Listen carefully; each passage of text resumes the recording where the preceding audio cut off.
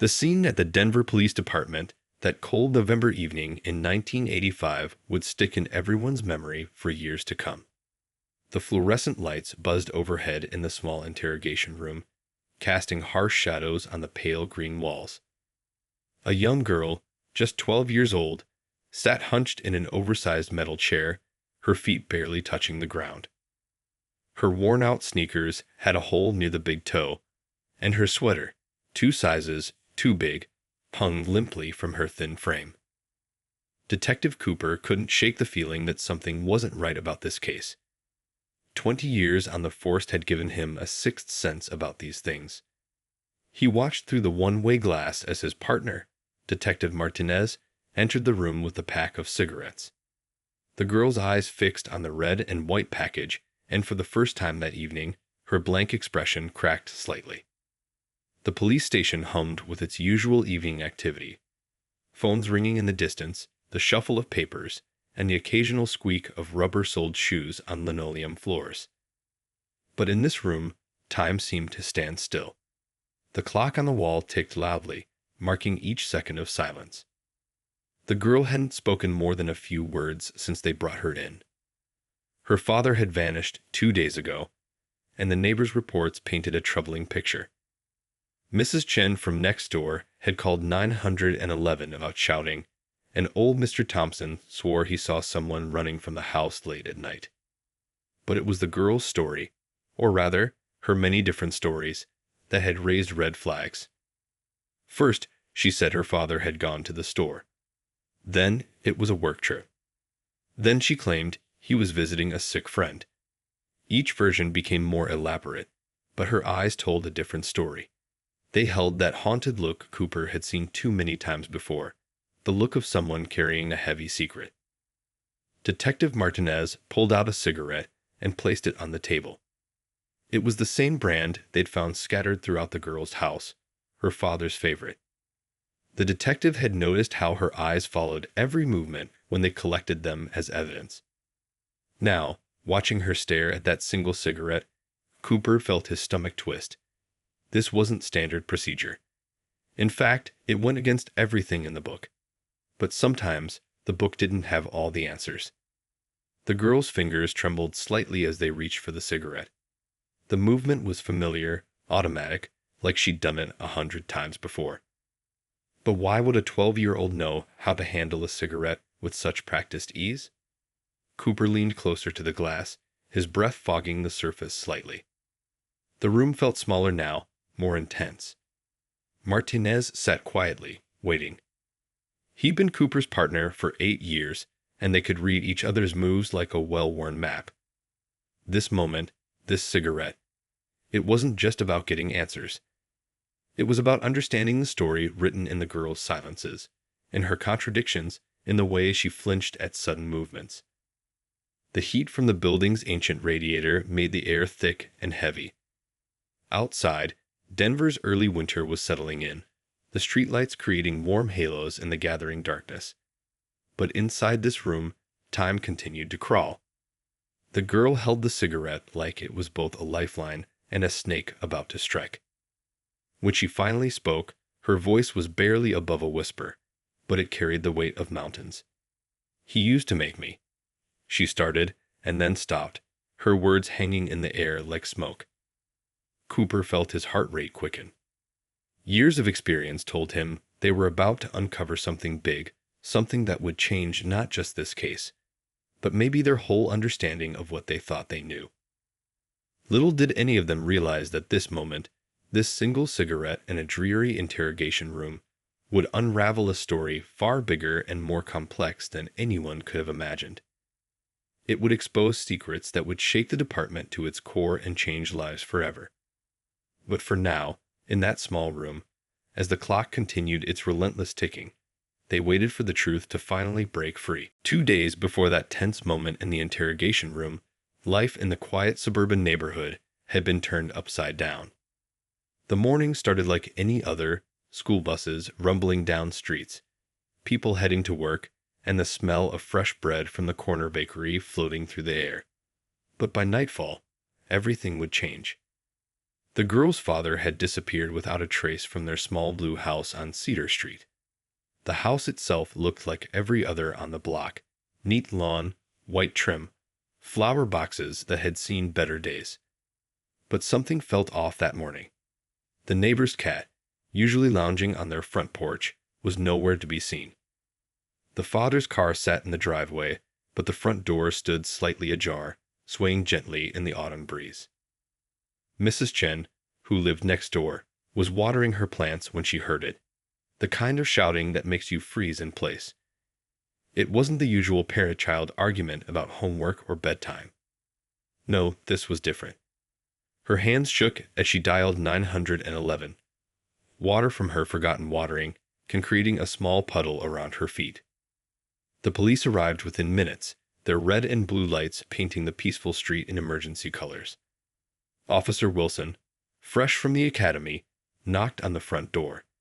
It creaked open at his touch. Inside, the house told a story that didn't make sense. A half-drunk cup of coffee sat on the kitchen counter, still warm. The TV played to an empty room. A briefcase lay open on the dining table, papers scattered as if someone had searched through them in a hurry. And there was the girl, sitting on the stairs, hugging her knees to her chest. Her story started simple enough. Dad went to the store. But as Detective Cooper asked more questions, things stopped adding up. The store became a work trip, then a friend's house, then back to the store again. Each version more detailed than the last, like she was building a wall of words to hide behind. Old Mr. Thompson, taking his evening walk with his aging golden retriever, added another piece to the puzzle. He'd been about to turn in for the night when he saw someone running from the house. Couldn't tell if they were coming or going, he said, adjusting his thick glasses. But something wasn't right about it. My dog started barking, and he never barks. The investigators combed through the house, looking for clues. They found cigarette butts in every room, always the same brand. Some were fresh, others old and crushed. In the girl's room, they found something that made their hearts sink: a hidden stash of the same cigarettes under her mattress, along with a lighter wrapped in an old sock. The father's room was a maze of contradictions. Perfectly organized closet, but the desk drawers were a mess. Family photos lined the walls. Mother, father, daughter, but something about them felt staged. In one picture, the girl smiled at the camera, but her eyes told a different story. The mother's absence in the recent photos was explained by a death certificate tucked away in a folder, dated just last year. As the day wore on, more details emerged. The girl's teachers reported changes in her behavior over the past year. She'd gone from a bright, chatty student to someone who barely spoke. Her grades had dropped, and she'd started missing classes. The school counselor had tried to reach out, but the father always had perfect explanations. They were adjusting to life without Mom. She was just going through a phase, everything was fine. But nothing was fine.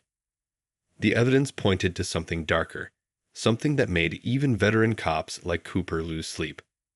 The girl's stories kept changing, but her fear remained constant. When they found her school notebook, the margins were filled with tiny drawings. Stick figures running away, houses with dark windows, and over again, the same word: help. The investigation was moving too slowly for Cooper's liking. Every hour that passed could mean the difference between finding answers and losing them forever. What started as a missing person case was beginning to feel like something much bigger, much more sinister. And at the center of it all was a 12-year-old girl who seemed to be carrying the weight of secrets too heavy for her young shoulders. As social workers dug deeper into the girl's home life, a troubling pattern began to emerge. The local coffee shop owner remembered how the girl used to come in every morning with her mother for hot chocolate, both of them laughing and sharing secrets. But after her mom passed away last year, everything changed. She still came in, but alone now, usually just to warm up before school, her eyes fixed on the floor. The school records painted an even darker picture. The attendance office had a stack of absence notes, all signed perfectly in her father's handwriting. Too perfectly, as if someone had practiced the signature over and over. The dates matched with strange bruises the gym teacher had noticed during PE class, always explained away as clumsy accidents or rough play during recess. Her English teacher kept a folder of the girls' writing assignments. The early ones were full of life, stories about summer adventures and dreams of becoming a veterinarian. But over the past year, the tone had shifted. Her last essay simply described watching rain fall against a window for hours. When asked about the change, she'd mumbled something about not feeling creative anymore. The school counselor remembered their weekly meetings. At first, the girl would talk about missing her mom, normal grief that needed time to heal. But lately, she'd just sit there, picking at a loose thread on her sleeve, answering questions with the shortest possible responses. The counselor had tried to schedule a meeting with her father 3 times. Each time, something came up: a work emergency, a doctor's appointment, a family matter. The local librarian had her own concerns. The girl used to spend hours in the children's section, surrounded by adventure books and fairy tales.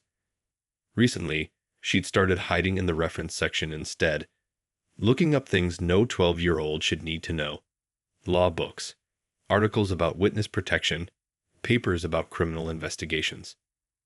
Her best friend from down the street told the investigators how they used to have sleepovers every weekend. They'd build pillow forts and stay up late watching movies. But 6 months ago, the girl stopped inviting her over. When they did hang out at school, she'd flinch if anyone moved too quickly near her. She started wearing long sleeves even on hot days. The neighbors had more to add.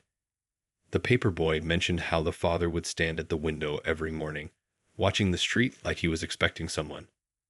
The lady who walked her dogs said she'd seen unfamiliar cars parked outside their house late at night, but they'd drive away if anyone got too close. Going through the family's medical records, investigators found a pattern they couldn't ignore. The girl had been to 3 different emergency rooms in the past year, each one further from home than the last. The injuries were always explained: a fall down the stairs, a bicycle accident, a sports mishap at school. But something about the timing felt wrong, like pieces of a puzzle that looked right but didn't quite fit together. The mother's death certificate raised questions too. A car accident, they said, but the detailed report was mysteriously missing from county records. When they tried to contact the investigating officer from that case, they found he'd transferred to another state, leaving no forwarding address. Most troubling were the changes in the girl's artwork. Her old drawings hung on the fridge showed happy scenes: family picnics, playground fun, sunny days. But hidden in her desk drawer, recent sketches told a different story: dark figures lurking in shadows, houses with bars on the windows and eyes, always watching, always following. The social workers had seen cases of trauma before, but this was different. It wasn't just about what they could see. It was about what was missing. The empty spaces in her story, the silences between her words, the way she seemed to be protecting something, or someone, even as she cried out for help in her own quiet way. All these pieces were starting to form a picture, but not the one anyone expected. This wasn't just about a missing father or a troubled home. There was something bigger hiding behind those everyday moments, something that made trained professionals look at each other with worried eyes. Something that would soon test everything they thought they knew about this case. Back in the interrogation room, Detective Cooper watched the clock tick past midnight. His coffee had gone cold hours ago, but he barely noticed. His mind was focused on the girl sitting across the table and the cigarette that might unlock the truth they desperately needed. 20 years of police work had taught Cooper that sometimes the strangest methods could crack the toughest cases. He'd seen suspects break down over a simple photograph, a familiar song, even the smell of their mother's cooking. But this, making a young girl smoke her father's cigarette, felt different. Wrong, maybe. Yet something in his gut told him it was necessary. Detective Martinez paced slowly behind the girl's chair. The fluorescent lights made everyone look tired and pale, but there was something else in the girl's face now. recognition. The way she looked at that cigarette reminded Cooper of someone remembering a nightmare they tried hard to forget. The room itself was small, plain, and cold, just like hundreds of other interrogation rooms across the country. But tonight, it felt different. The usual tactics weren't working. They tried being friendly, offering snacks and hot chocolate. They tried the strict approach, telling her how serious the situation was. Nothing worked. Until now. It's the same kind he always smoked, isn't it? Martinez asked softly, watching her reaction. Her fingers trembled as they reached for the cigarette. Not the nervous trembling of someone who'd never held one before, but the muscle memory of something done many times. The social worker observing through the one-way glass had objected strongly to this approach. She's just a child, she'd argued. But Cooper had seen the hidden cigarettes in the girl's room, noticed how her eyes followed the smoke when officers took their breaks. This wasn't about making her start smoking. It was about triggering a memory she was trying to bury. Outside, the city had gone quiet. Even the usual sirens and traffic sounds seemed muted, as if the whole world was holding its breath. The girl held the cigarette like it was both familiar and frightening. Her other hand kept touching a small scar near her wrist, probably without her even realizing it. "He used to make me hold them for him," she finally whispered. The words came out like they were being pulled from somewhere deep and dark. "While he was working. Sometimes for hours. If I dropped one." She stopped, her free hand moving unconsciously to her arm again. Cooper felt his stomach tighten. In all his years on the force, some cases hit harder than others. This was becoming one of them. But they needed to know more. Needed to understand what they were really dealing with. "What was he working on?" Martinez asked, keeping his voice gentle. "When you had to hold them." The girl's eyes darted to the door, then the mirror, then back to the cigarette in her hand. "Papers," she said. "Lots of papers. And phone calls. Always in different languages. He thought I didn't understand, but—" She stopped again, but this time something different crossed her face. Not fear, realization. Like she just figured something out herself. The cigarette trembled more violently in her hand. "He wasn't really my father, was he?" Her voice was stronger now, almost angry. "All those people coming to the house late at night. The way we moved every few months. The lessons about what to say if anyone asked questions." Cooper and Martinez exchanged looks. This wasn't just about a missing person anymore. This was something bigger, something that made their earlier theories look naive. The girl's hands had stopped shaking. In fact, she seemed calmer now, like finally speaking the truth had lifted a heavy weight. The clock on the wall kept ticking, but time felt different now. They were no longer racing against it, but rather watching as pieces of a much larger puzzle started falling into place.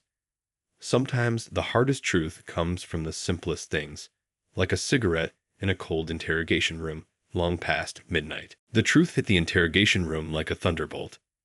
The girl's words tumbled out faster now, as if a dam had broken. The father hadn't vanished. He'd saved her life. The shouting the neighbors heard wasn't what they thought.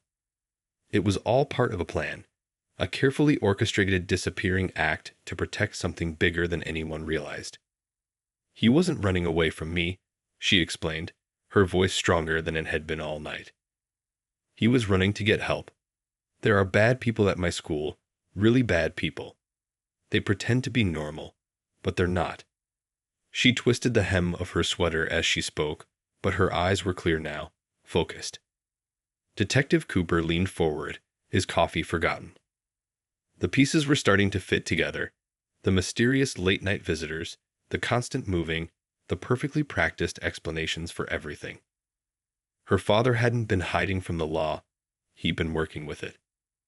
"The cigarettes," she continued, looking at the one still untouched on the table. "He made me practice holding them so I'd look natural when those people came over. Said I needed to seem like a kid who'd been around smoking all her life. Said it would make them trust us more."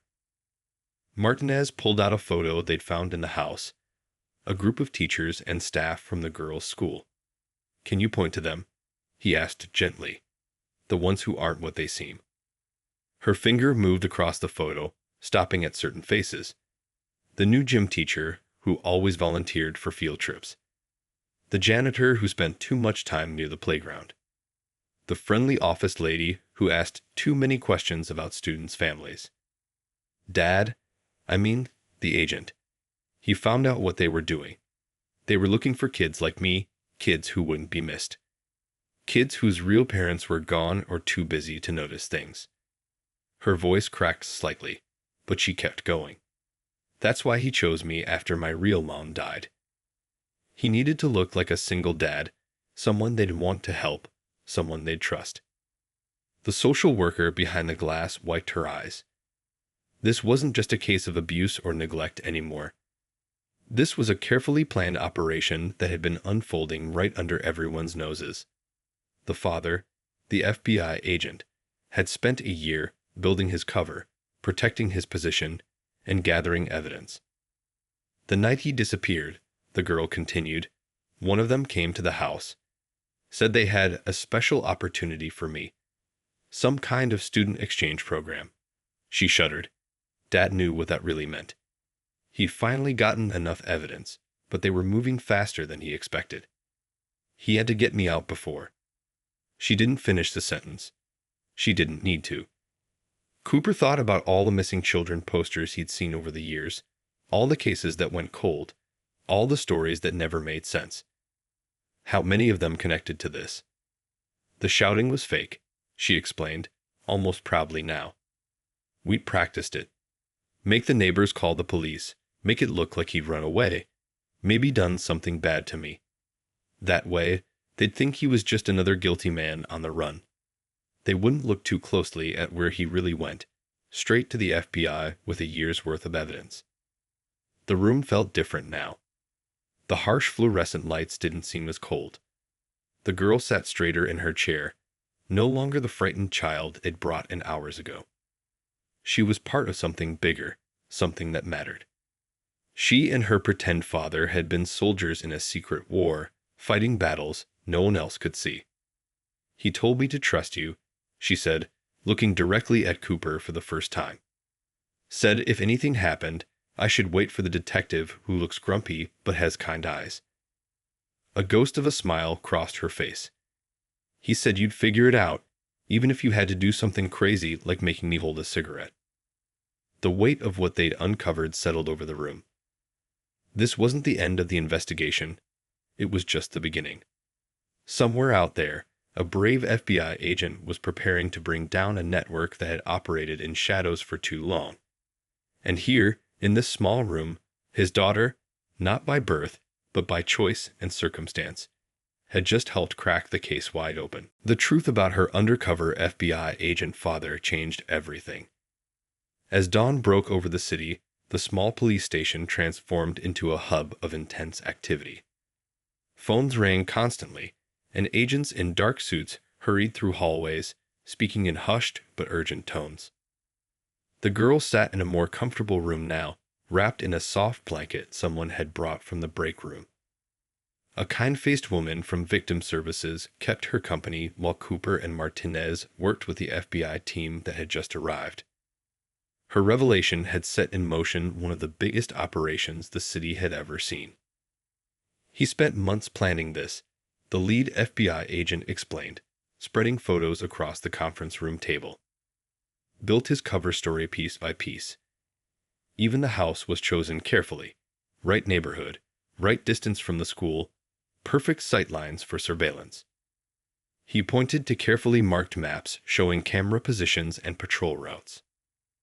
The girl's pretend father had been watching and waiting, gathering evidence about a trafficking network that stretched far beyond their small suburban community. The school was just one piece of a larger puzzle. They'd used its reputation and resources to identify vulnerable children, forge documents, and move their victims across state lines. The cigarette thing. That was his idea, the FBI agent continued, a hint of admiration in his voice. Said if anything went wrong, If they had to separate, she should wait for the police to figure it out. The cigarettes were like a breadcrumb trail leading to the truth. He knew someone would eventually see past the obvious and dig deeper. In another room, tech experts combed through the father's hidden files. What looked like normal school paperwork to anyone else contained coded messages about meeting times, drop-off locations, and the names of children at risk. The seemingly messy desk drawer in his bedroom had a false bottom, filled with memory cards and carefully documented evidence. The girls' drawings, which everyone thought showed trauma, were actually detailed maps of the school's layout. The strange figures in the backgrounds marked security camera locations. The bars on windows in her sketches showed possible escape routes. Even her notebook doodles contained hidden information: dates, times, license plate numbers. He taught her everything so carefully, the victim services worker shared during a brief break. How to look scared but stay strong inside. How to remember details without looking like she was paying attention. How to leave clues that only the right people would understand. The operation had taken its toll, though. The girl's eyes still held shadows of the things she'd seen and heard. Living undercover, even with someone protecting you, changes a person. She'd spent a year watching other children, knowing what might happen to them, unable to warn them or help them directly. Out in the city, teams of agents and police officers moved into position. The school would not open that morning. Instead, as parents arrived to draw off their children, they found police barricades and FBI vehicles. The news vans started arriving shortly after, their reporters piecing together fragments of a story that seemed almost unbelievable. The principal's office, with its gleaming awards and perfectly arranged furniture, became a command center. Agents carefully boxed up files and computers, each item potentially holding evidence of crimes that had gone unnoticed for years. The friendly office lady's desk drawer contained passports with blank pages, ready to be filled with new identities. In the gymnasium, where so many children had felt uneasy under the watchful eye of the new teacher, agents found a hidden room. Behind the equipment storage area, carefully concealed cameras had recorded countless conversations, meetings, and exchanges that would now become evidence in a federal investigation. Back at the station, the girl finally allowed herself to rest. She'd done her part, played her role in this dangerous game. Someone brought her a real hot chocolate. Not the cheap instant kind, but the good stuff from the coffee shop down the street. As she sipped it, a small smile crossed her face. "You promised we'd go get hot chocolate after it was all over," she told the victim services worker. "The real kind, like I used to have with my mom." He said we'd sit in the coffee shop and just be normal for a while. She paused, looking out the window at the brightening sky. "Do you think he'll keep that promise?" The next 48 hours unfolded like a carefully choreographed dance. As morning light spilled over the city, dozens of unmarked police cars and FBI vehicles moved into position. The quiet suburban streets that had held so many secrets were about to give them up.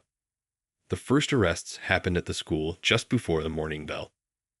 The gym teacher was taken into custody as he unlocked the equipment room, still wearing his whistle and carrying his usual coffee thermos.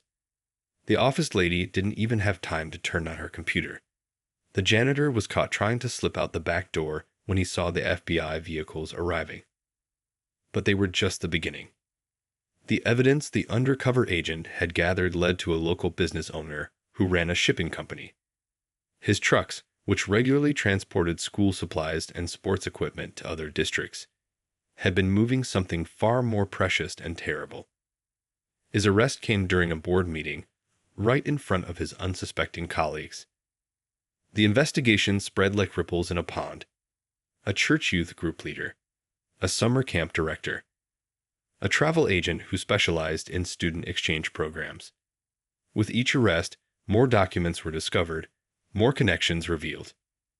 The network had wrapped itself around the community like invisible threads, touching everything but seen by almost no one.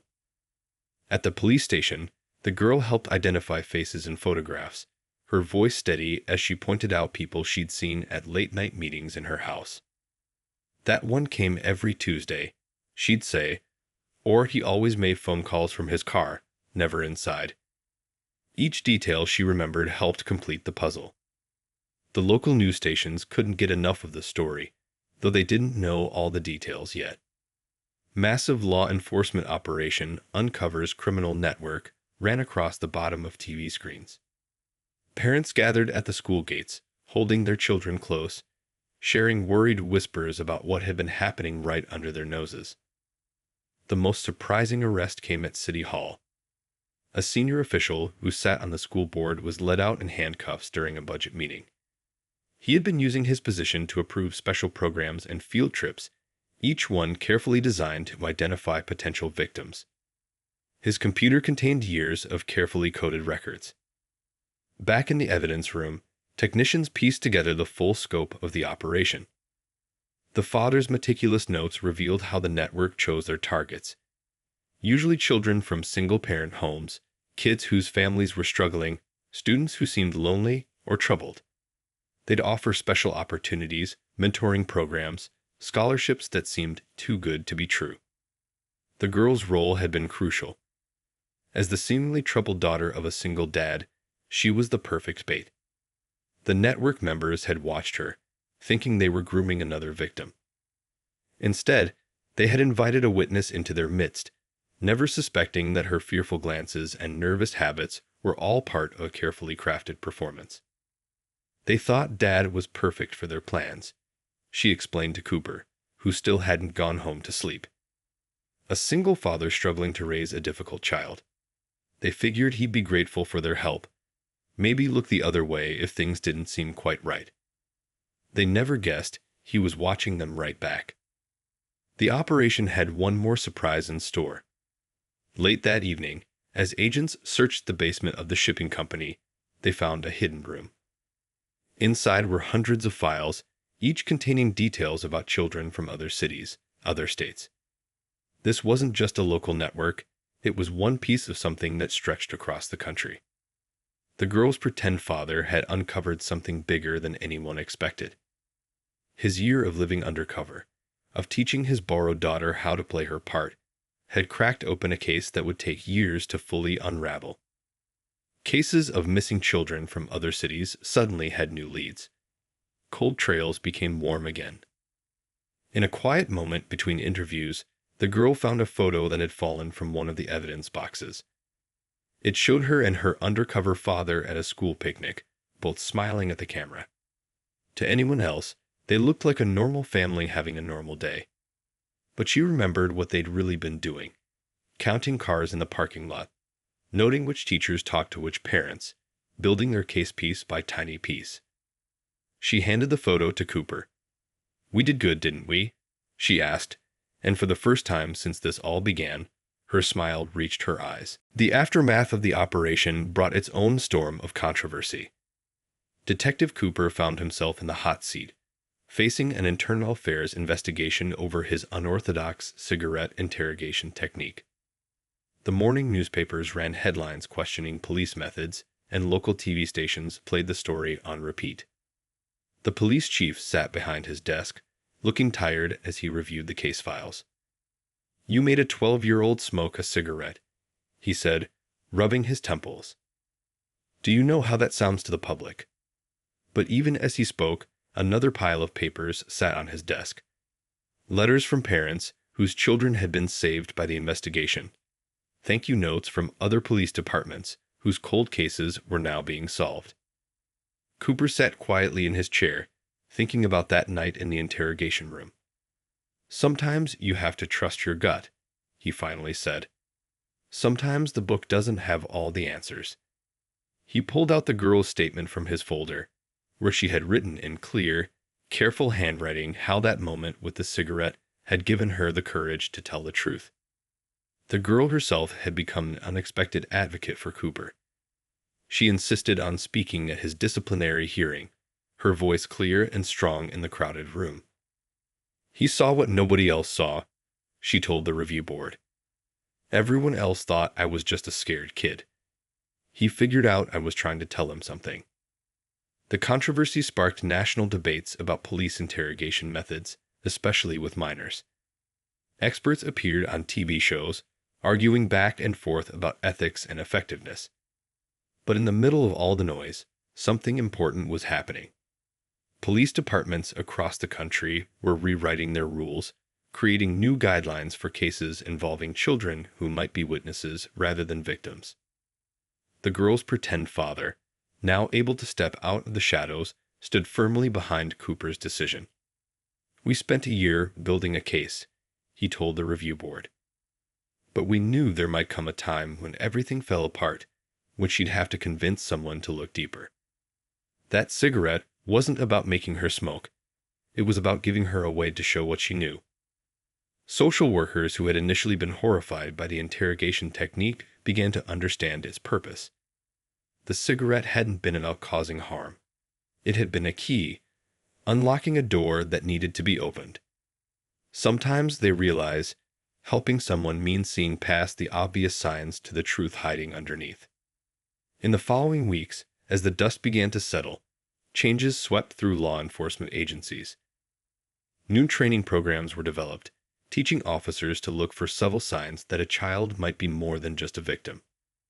The girl's case became a teaching tool, showing how traditional assumptions could sometimes blind investigators to the truth. Detective Martinez, who had watched it all unfold that night, found himself giving lectures at the police academy. "Look at the whole picture," he'd tell the fresh-faced recruits. "Sometimes what looks like trauma isn't what you think. Sometimes the scared kid in front of you was actually the bravest person in the room." The girl's school photographs from that year took on new meaning. What had looked like a troubled child avoiding the camera was now clearly visible as a young operative documenting faces in the background. Her art projects, which teachers had worried showed signs of abuse, were revealed as clever maps of the school's secret activities. Cooper kept one photograph on his desk, not of the arrests or the evidence, but of the girl and her undercover father sharing the promised hot chocolate at the local coffee shop after it was all over. They looked tired but happy, like runners who had finally crossed a difficult finish line. The disciplinary board took weeks to make their decision. In the end, they issued new guidelines. Cooper's methods were deemed extraordinary, but warranted under the specific circumstances. More importantly, they established clear protocols for similar cases in the future, ways to handle situations where a child might be more than they appear. One evening, as Cooper was packing up his desk, ready to return to regular duty, he found a note slipped under his door. Inside was a single sheet of paper with a child's drawing, a police badge with a tiny heart in the center. Below it, in careful letters, were the words, "Sometimes the grumpy detective with kind eyes knows best." 10 years passed like turning pages in a book. The small police station had been rebuilt, modernized with glass walls and computer screens everywhere. But Detective Cooper, now with more gray in his hair, still kept that old drawing of a heart inside a police badge on his desk. On a bright spring morning, he sat in the audience of the FBI Training Academy graduation ceremony. The rows of proud families and friends buzzed with excitement as they waited for the ceremony to begin. His tie felt too tight, but today was too important to dress casually. The girl, now a confident young woman, stood tall among the graduating class. Her black uniform was crisp and perfect, just like the undercover work she'd learned to do so many years ago. But now she wasn't pretending anymore. This was real. This was who she'd chosen to become. Her undercover father sat in the front row, no longer hiding his FBI badge. They'd made it official 3 years after the case ended, the adoption papers signed with tears and smiles. What had started as an assignment had grown into something real and lasting. He beamed with pride as he watched her, remembering that scared 12-year-old who had been braver than anyone knew. The investigation they'd helped crack had led to hundreds of arrests across the country. The network had been completely dismantled, and their case had changed how law enforcement handled cases involving children. Police academies now taught their methods, minus the cigarette part, Cooper thought with a small smile. The girl had spent her teenage years healing, growing, and learning. She turned her experience into strength, using what she'd learned during that undercover year to help other kids. While her classmates worried about prom and graduation, she'd already known her path. She was going to protect others, just as she had been protected.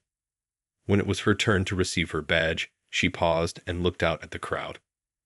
Her eyes found Cooper, and that same small smile he remembered from 10 years ago flickered across her face. She'd insisted he be here, saying, "It all started with you believing in me." After the ceremony, they gathered at the same coffee shop where she had hot chocolate with her dad after the case ended. It had been renovated, but they still served the same rich hot chocolate. As they sat there, she pulled out an old, wrinkled piece of paper from her wallet. "Remember this?" she asked Cooper, smoothing it flat on the table. It was the cigarette warning she'd written during that long night in the interrogation room. The paper had aged, but the words were still clear. "I kept it to remind me that sometimes the scariest moments can lead to the best changes." Her father, her real father now in every way that mattered, reached over and squeezed her hand. "You know," he said, "when I was planning that undercover operation, I never expected to find a daughter." His voice was gruff with emotion. Sometimes the best parts of life aren't in the plan at all. Cooper watched them, thinking about how cases usually ended, with paperwork and files stored away in boxes. But this one had turned into something different. It had changed policies, saved lives, and built a family from the ashes of what could have been a tragedy. The newly graduated agent sipped her hot chocolate, leaving a small whipped cream mustache that made her look, just for a moment, like that 12-year-old girl again. But when she spoke, her voice carried the strength of everything she'd become. "I think we did pretty well," she said, pulling out her new FBI badge and placing it next to Cooper's detective shield on the table. A grumpy detective, an undercover agent, and a little girl who wasn't quite what she seemed. We made quite a team. The sun streamed through the coffee shop windows, making both badges shine. Outside, the city moved in its usual rhythm. People hurrying to work, kids heading to school, life going on as normal. But they knew better than most that sometimes the most important stories hide behind ordinary moments. Cooper raised his coffee cup in a small toast. "To the best undercover operation that never went by the book," he said with a wink. They all laughed, sharing a moment that bridged 10 years and reminded them that sometimes the best endings aren't endings at all. They're just new beginnings in disguise.